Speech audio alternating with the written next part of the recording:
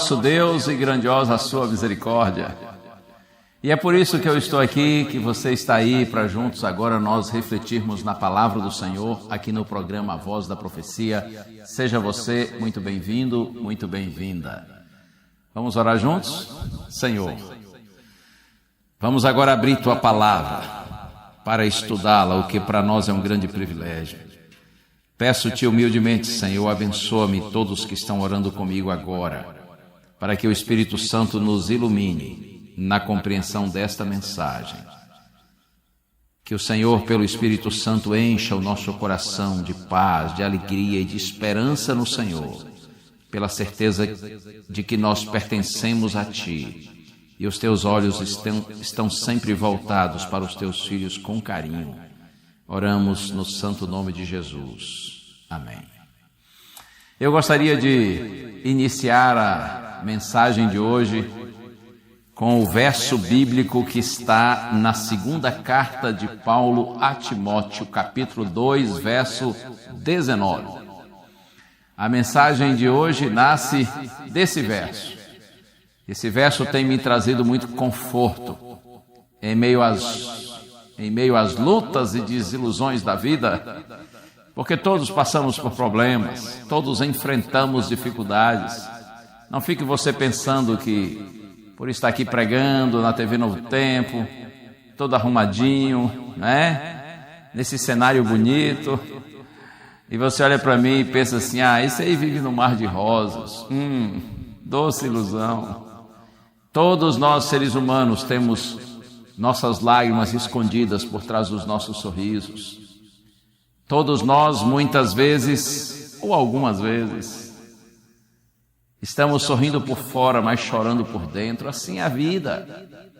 Mas quantas vezes, no meio das dificuldades, o Senhor nos consola por meio da Sua palavra. São palavras aqui nesse texto que eu citei de segunda carta de Paulo a Timóteo, capítulo 2, verso 19. Eu vejo aqui palavras de um experiente homem de Deus sendo dirigidas a um jovem cristão e pastor, de Paulo para Timóteo. E por meio dessas palavras Deus traz conforto ao seu e ao meu coração também. Está escrito assim: entretanto o firme fundamento de Deus permanece, tendo este selo: o Senhor conhece os que lhe pertencem. E mais, afaste-se da injustiça todo aquele que professa o nome do Senhor. Paulo diz: o firme fundamento de Deus permanece. Tendo este selo, o Senhor conhece os que lhe pertencem. Ao escrever essa carta, Paulo estava preso em Roma pela segunda vez. E a razão da prisão não era outra senão o fato de ser um mensageiro de Deus, um missionário, um pregador do Evangelho. Por isso que ele estava preso. Ele havia sido julgado, mas aparentemente ainda não havia sido condenado à morte. Embora a gente percebe claramente na carta que Paulo deduzisse que esse seria o resultado.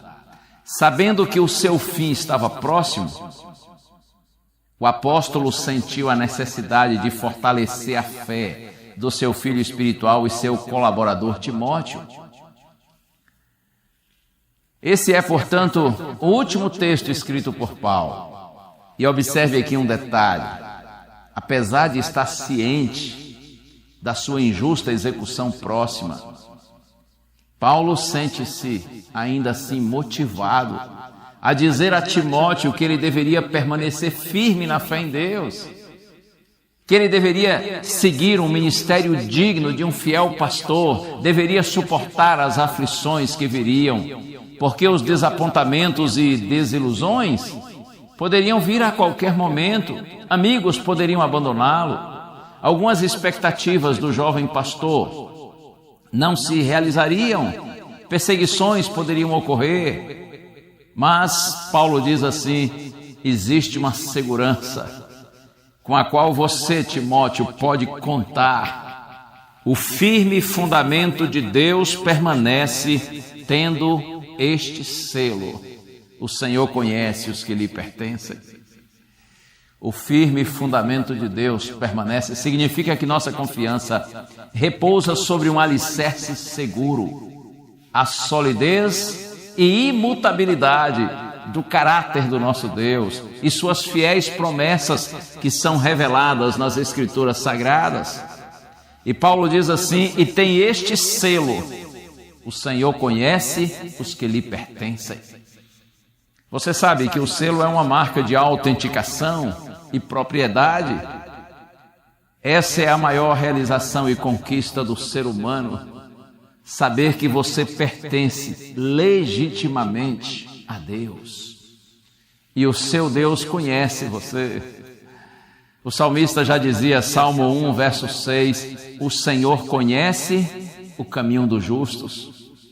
E nosso Senhor Jesus Cristo, quando viveu entre nós, Ele disse, e eu cito aqui João 10, verso 14, o bom pastor, eu sou o bom pastor, conheço as minhas ovelhas e elas me conhecem. Nesse contexto, Cristo disse ainda, o bom pastor chama as suas ovelhas pelo nome. Elas ouvem, reconhecem a sua voz, Ele as conduz para fora e vai adiante delas, e elas o seguem, mas de modo nenhum seguirão o estranho. Então nosso Senhor Jesus Cristo finalmente afirma, eu lhes dou a vida eterna. Jamais perecerão, ninguém as arrebatará da minha mão. Deus seja glorificado. Olha aqui uma coisa, só existe um jeito de você ser arrebatado ou arrebatada das mãos do Senhor, se você decidir sair, se você decidir abandonar a Deus. Essa é a única possibilidade que há de você ser tirado ou ser tirada das mãos do Senhor, se você decidir abandonar a Deus, porque enquanto você decidir permanecer com o Senhor, não há nada nem ninguém, neste mundo ou fora dele, nenhum poder que pode tirar você das mãos do Senhor. Se você decidir permanecer nele até o fim, a sua vitória está segura, a sua vitória é firme. Glórias ao nome do Senhor. Aqui mesmo na segunda carta de Paulo a Timóteo, no capítulo 2 agora, nos versos 11 e 12 está escrito assim, fiel é esta palavra, se já morremos com ele, também viveremos com ele. Se perseverarmos, também com ele reinaremos. Se o negarmos, ele por sua vez nos negará. Se somos infiéis, ele permanece fiel, pois de maneira nenhuma pode negar a si mesmo. Fiel é esta palavra. Verdadeira é esta palavra. Se nós morremos com ele, também com ele nós viveremos. E você dirá, mas como assim se morremos com ele? Se você vive com Cristo e você morre antes da segunda vinda de Cristo, você não tenha dúvida, você está morrendo em Cristo ou nas mãos de Cristo, e no momento certo você viverá com Ele, quando Ele se manifestar em glória para buscar os seus filhos. E Paulo diz, se nós perseverarmos também com Ele, reinaremos. Seus fiéis da terra serão lembrados e vistos no céu. E voltando aqui para a primeira carta de Paulo a Timóteo, capítulo 2, no verso 19, que é o nosso texto central da nossa reflexão de hoje, de onde tirei até o título da mensagem. Entretanto, o firme fundamento de Deus permanece, tendo este selo, o Senhor conhece os que lhe pertencem. E mais, afaste-se da injustiça todo aquele que professa o nome do Senhor. Veja, todo aquele que professa o nome do Senhor deve se afastar, diz Paulo, da injustiça. Ou seja, todo aquele que professa o cristianismo, que leva o nome de Cristo, e recebe o selo de aprovação de Deus, porque pertence a Deus, deve ser exemplo de uma forma superior de vida, revelando o caráter de Deus. Eu quero pensar com você agora, assim, de uma maneira resumida, é claro, na história de outros 2 jovens, que assim como o jovem pastor Timóteo, foram chamados por Deus para uma grande missão. Vamos pensar num exemplo do Antigo Testamento e outro do Novo Testamento. Em relação ao Antigo Testamento primeiro, o jovem chama-se Eliseu. Havia necessidade de um substituto para o grande profeta Elias. E é encantador pensar que o nosso Deus vê todos os seus filhos fiéis, mesmo que sejam simples, desempenhando atividades comuns, vivendo em lugares remotos, ainda que sejam jovens e inexperientes. Lembre-se disso, o Senhor conhece os que lhe pertencem. Certo dia, o Senhor mandou o profeta Elias chamar e preparar o jovem Eliseu para ser profeta em seu lugar. Eliseu foi chamado enquanto estava arando um campo, e a partir daí ele tornou-se um ajudante do profeta Elias. Você pode verificar isso no primeiro livro dos Reis, capítulo 19, versos 15 a 21. E então, quando na sequência se aproximava o momento de Elias ser levado embora, levado para a eterna presença do Senhor, Elias se aproxima de Eliseu e lhe faz uma pergunta. E a pergunta é: Eliseu, o que você gostaria de receber? O que eu poderia lhe dar, lhe oferecer, antes de ser levado por Deus para estar com Ele, para estar na presença do Senhor? Segundo o livro dos Reis, capítulo 2, no verso 9. Eu quero ler para você o que está escrito aqui. Quando Elias pergunta a Eliseu o que ele gostaria de receber. Está escrito aqui, segundo o livro dos Reis, capítulo 2, verso 9. Quando eles tinham passado o Jordão, Elias disse a Eliseu: diga o que você quer que eu faça por você, antes que seja levado embora. Filho, o que você quer? O que eu posso fazer por você, antes que o Senhor me leve daqui? E a resposta, Eliseu disse: quero receber por herança porção dobrada do seu espírito. Está me oferecendo algo? Me dando a oportunidade de pedir algo? Pois eu vou pedir. Eu quero receber por herança porção dobrada do seu espírito. Observe como que de fato Deus conhece os seus filhos. Deus sabe qual é a real motivação de cada um de nós. Eliseu não pediu porção dobrada da inteligência, da competência ou dos talentos do profeta. Ele não pediu suas posses, seus recursos materiais. Também Eliseu não pediu porção dobrada de sua importância e do seu status. Eliseu apenas queria uma porção dobrada da espiritualidade, da consagração, da santidade daquele homem de Deus. O jovem Eliseu tornou-se então um dos mais poderosos profetas de Israel. Por meio dele, o Senhor fez muitos milagres. E um dos fatos interessantes da vida desse profeta ocorreu certo dia quando o rei da Síria decidiu capturar o rei de Israel. Eu não sei se você conhece esse fato mencionado na Bíblia, segundo o livro dos Reis, aqui no capítulo 6, segundo o livro dos Reis, capítulo 6, a partir do verso 8, é dito que o rei da Síria decidiu capturar o rei de Israel. E então o rei da Síria, juntamente com seus oficiais, eles armaram alguns esquemas, algumas estratégias, nessa intenção de capturar o rei de Israel. Mas toda vez que eles faziam a emboscada, o rei de Israel não aparecia, fugia. O rei da Síria ficou meio intrigado com aquilo. E aqui está escrito que um dia ele reuniu os seus oficiais, o seu alto comando do exército, e disse assim: algo está muito estranho, deve haver um traidor entre nós. Alguém aqui deve estar contando para o rei de Israel nossos esquemas, nossas estratégias, por isso nós não conseguimos capturá-lo. Há um traidor, como se diz normalmente, um traíra, não é? Um X9. O rei da Síria estava intrigado com isso, e quando ele reuniu seus oficiais e fez essa colocação, um deles disse assim para o rei: Senhor, ninguém aqui está lhe traindo.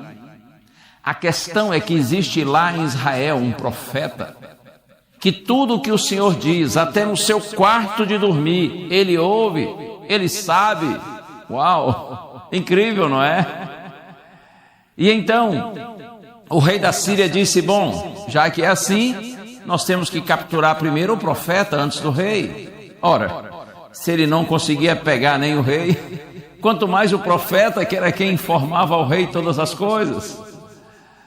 Mas mesmo assim, um dia, quando eles descobriram que o profeta Eliseu estava numa cidadezinha chamada Dotã, o rei da Síria enviou seu exército e cercou toda a cidade.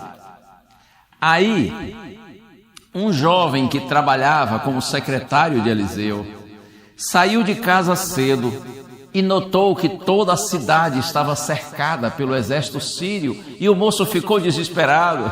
E ele voltou para dentro de casa, chamou o profeta Eliseu. Eu leio aqui para você, segundo o livro dos Reis, capítulo 6, a partir do verso, deixe-me ver aqui, segundo o livro dos Reis, capítulo 6, a partir do verso 15, está escrito assim: o servo do homem de Deus levantou-se bem cedo, e ao sair, eis que tropas, cavalos e carros de guerra haviam cercado a cidade. Então o moço disse a Eliseu: ai, meu senhor, que faremos? Ficou desesperado, apavorado. Ai, meu senhor, que faremos? Ele respondeu: não tenha medo, porque são mais os que estão conosco do que os que estão com eles. Eu imagino que nessa hora o moço deve ter pensado assim: tadinho do profeta, ele vive orando tanto que ele já está no mundo da lua, ele já está fora desse planeta, fora dessa realidade.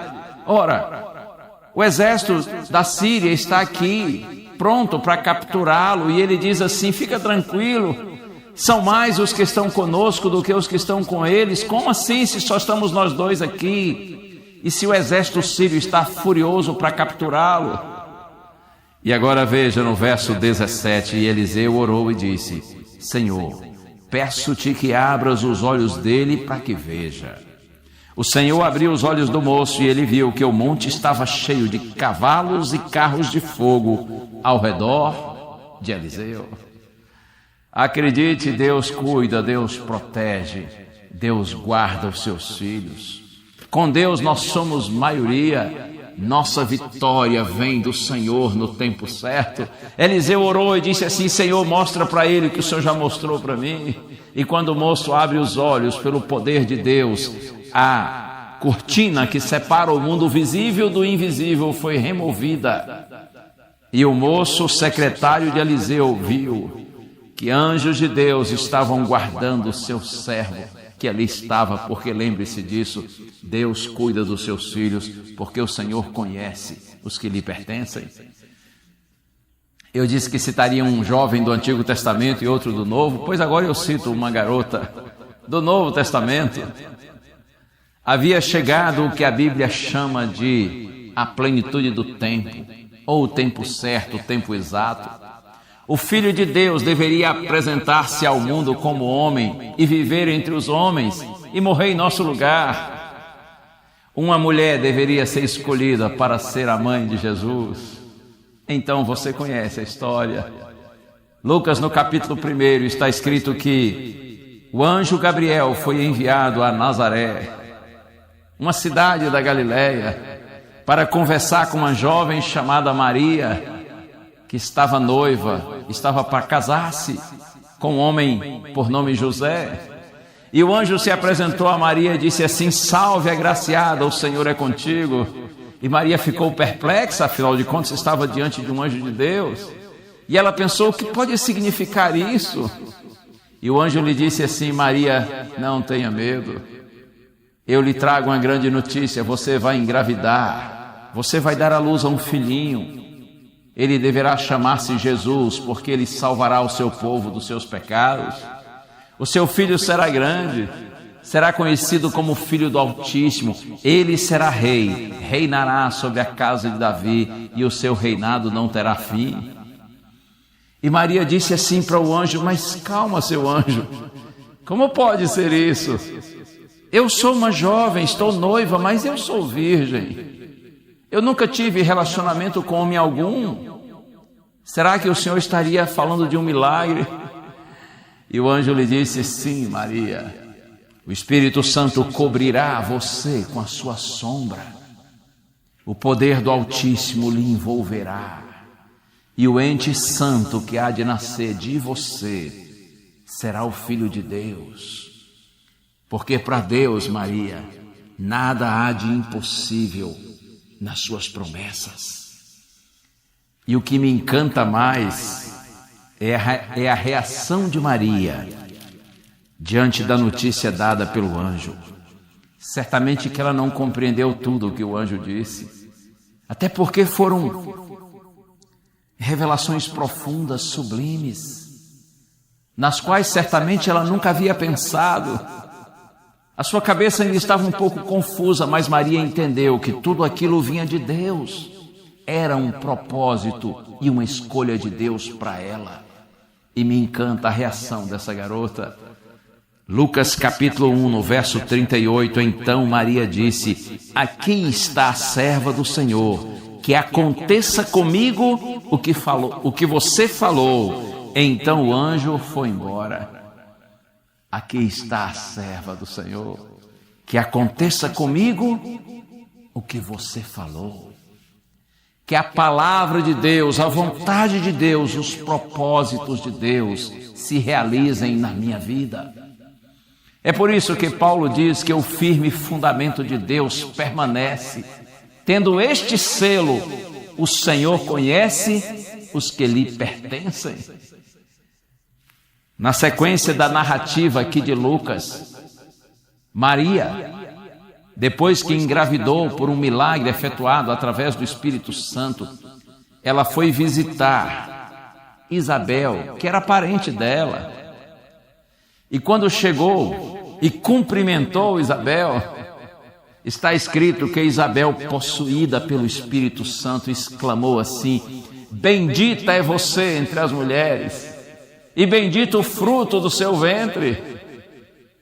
Os fiéis de Deus, aqueles que lhe pertencem, são considerados por Ele como benditos, felizes. No entanto, você não deve pensar que a vida de Maria foi fácil. Logo de início, ela foi incompreendida, julgada e condenada pela gravidez sublime, claro, mas vista pelas pessoas como escandalosa. Imagine a dor que Maria sofreu, sentiu, quando viu, décadas depois, o seu jovem filho, tão puro, tão bom, tão amado, ser injustamente preso e crucificado sem reagir. Você pode imaginar o quanto Maria sofreu, desde a sua gravidez, até quando viu Jesus agonizando na cruz. Naquela hora de angústia, vendo Jesus sofrer na cruz, sem reagir, sendo tratado de maneira tão injusta, cumpriu-se na vida de Maria o que o velho Simeão havia dito a Maria, quando ela e José levaram o menino Jesus recém-nascido para ser apresentado no templo. Simeão profetizou dizendo assim, que Maria, dizendo assim, a Maria, não é? Dizendo para ela que um dia uma espada atravessaria sua alma. Isso está em Lucas capítulo 2, verso 35. Pode existir para uma mãe dor maior que esta? Eu não tenho dúvida alguma que Deus cuida, Deus protege, Deus guarda seus filhos, aqueles que lhe pertencem. Mas creia, nós estamos sujeitos às lutas e tristezas dessa vida. Você não pode se iludir pensando que por ser conhecido, por ser conhecida por Deus, porque Ele considera você uma pessoa bendita, não fique pensando que por isso sua vida será fácil. Em algum momento uma espada poderá atravessar a sua alma ou o seu corpo, mas você e eu, nós devemos continuar confiando em nosso Deus. Eu amo as palavras de Davi no Salmo 56, verso 8, onde ele diz assim: contaste os meus passos quando sofri perseguições. Falando com Deus, contaste os meus passos quando sofri perseguições. Ou seja, Davi está dizendo assim: Deus, o meu Deus, conhece bem minhas lutas e minhas angústias. E ele prossegue dizendo: recolheste as minhas lágrimas no teu odre ou no teu frasco. E em teu livro, diz Davi, registraste cada uma delas. Ei, nada acontece na vida daqueles que pertencem ao Senhor que Ele não acompanha, que Ele não veja, que Ele não saiba. E nosso maravilhoso Deus, Ele sabe transformar tristezas em alegrias, derrotas em vitórias. Você pode imaginar a alegria de Maria quando Jesus ressuscitou, quando ela viu seu filho glorificado, ressuscitado. Imagine quando o Espírito Santo veio cumprindo a promessa que Cristo havia feito. E a compreensão de Maria, assim como dos discípulos de Jesus, a compreensão deles se ampliou. O entendimento deles quanto a quem era Jesus e qual era a missão dele em sua primeira vinda a esse mundo. Eu fico imaginando a alegria de Maria ao ver seu filho ressuscitado, ao receber o Espírito Santo. Essa experiência é registrada lá no livro de Atos, capítulo 2, e ter sua mente ampliada para compreender de maneira mais profunda quem realmente era Jesus. O privilégio que ela teve de gerar o Filho de Deus e conviver com Ele. Bendito seja o Senhor, porque Ele sabe transformar nossas tristezas em alegria. Isso me faz pensar nas palavras de Paulo na primeira carta aos Coríntios, capítulo 13, verso 12. Quando Paulo, pensando no presente, mas projetando o que acontecerá no futuro, ele diz assim: porque agora nós vemos como num espelho, de forma obscura, mas depois nós veremos face a face. Agora meu conhecimento é incompleto, depois conhecerei como também sou conhecido. Nossa compreensão, nossa visão, nosso entendimento hoje, tudo isso é parcial, é limitado em relação às verdades eternas, mas um dia Paulo diz: nós o veremos face a face, e então eu conhecerei como também sou conhecido. Um dia Deus vai abrir nossa mente, expandir nossos horizontes, para que nós vejamos e compreendamos o quanto Deus, em sua infinita graça e misericórdia, cuidou de nós durante toda a nossa vida. Porque lembre-se disso, o Senhor conhece os que lhe pertencem. Os olhos do Senhor estão voltados para aqueles que o temem. E olha aqui, Deus não apenas conhece a vida daqueles que lhe pertencem, mas eu posso lhe dizer que Deus também tem prazer neles, na vida deles. Deus está pronto para atendê-los em suas necessidades. Você pode buscar, por exemplo, o Salmo 33, Salmo 34, que são tão lindos, falando sobre o fato de que Deus olha para nós com carinho e com cuidado e que Ele tem prazer na vida dos justos, da mesma forma que Ele teve prazer na vida de Jesus. Você se lembra que logo após o batismo de Cristo, está escrito que o Pai disse do céu: você é o meu Filho amado, em quem me agrado, ou em quem tenho prazer. É assim que Deus vê aqueles que lhe pertencem. Eles são a alegria do Senhor, o seu prazer neste mundo. Permaneça firme em Deus. Não desista do Senhor por nada, absolutamente nada. Ainda que você não compreenda, mas os olhos do Senhor estão voltados com carinho para você. E o Senhor diz para você assim: você é o meu filho amado, você é a minha filhinha querida, eu tenho prazer na sua vida, se você tem procurado andar nos caminhos do Senhor com sinceridade. Se você tem priorizado a palavra de Deus na sua vida, então permaneça assim, porque o Senhor conhece os que lhe pertencem. E o quarteto já está pronto para cantar. Ouça agora, Arautos do Rei, que prazer é ser de Cristo.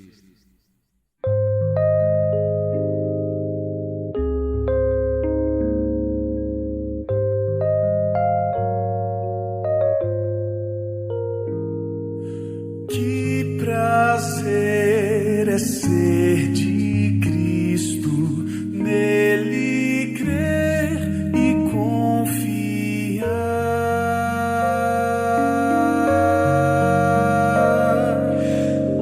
aceitar os seus ensinos, suas bênçãos desfrutar.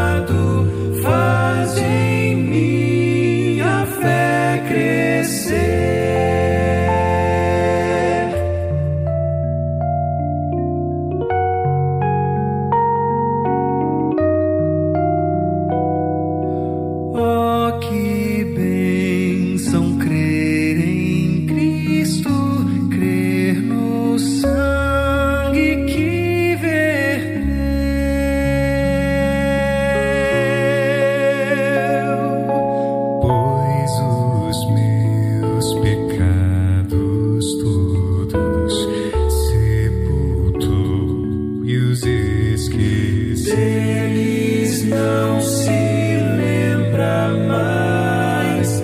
Cristo, Cristo, já confio em teu nome, em teu poder. Cristo, Cristo, bem amado, faz em minha fé crescer. Faz em minha fé crescer. Bem feliz eu sou em Cristo, dele aqui desejo ser pra sempre. Quero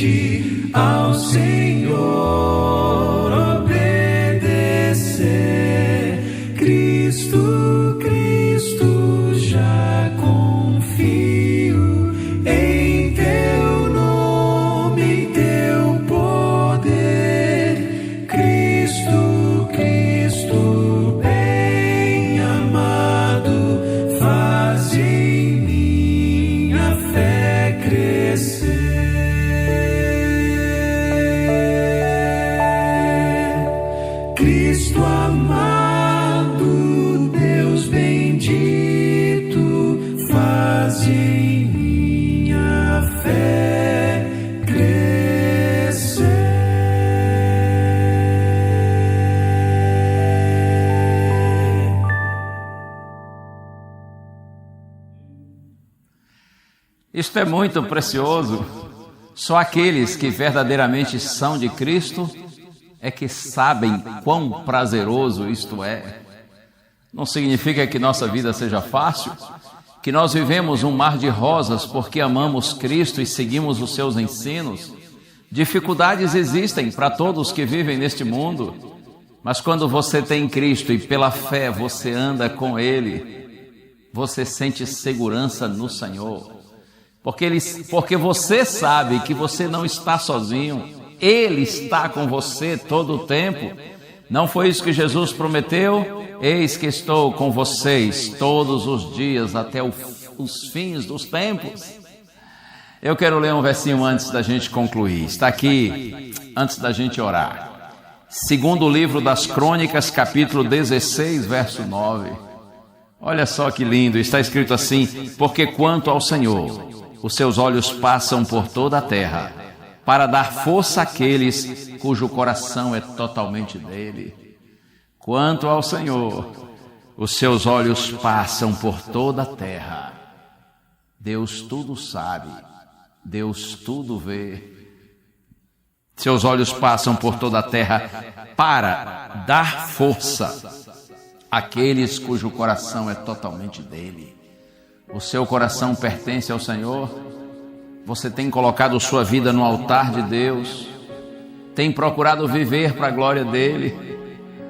Então acredite, os olhos do Senhor estão voltados para você. E o objetivo é lhe dar força, é lhe fazer forte, porque o seu coração é totalmente dele. É assim. Que Deus renove hoje a sua fé e a sua certeza de que Ele conhece você, porque Ele conhece os que lhe pertencem. Este é um selo de garantia, onde você pode sentir-se seguro. O Senhor conhece você, Ele tem carinho por você, Ele está guiando a sua vida e conduzindo os seus passos. Que Deus abençoe você. Posso orar com você agora? Vamos juntos pensar em Deus. Pai querido, glórias ao Teu nome, Senhor.